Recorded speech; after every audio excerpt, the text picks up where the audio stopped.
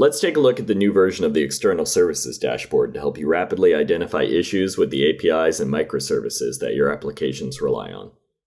We'll start in the list view, which shows all your upstream and downstream services, as well as useful metrics like response time, throughput, and error rate, as well as how those metrics are changing over time compared with a period like an hour or a day ago. You can also drill into specific services to see how each call is performing. Now I'll head back to the map view, where you can see all of your upstream and downstream services in one easy-to-view spot. You can see things like higher throughput by thickness of the error, or services that are taking a longer time with a darker line. You can also see easy information on each of the services, as well as an entity preview to give you quick information on any service that you care about.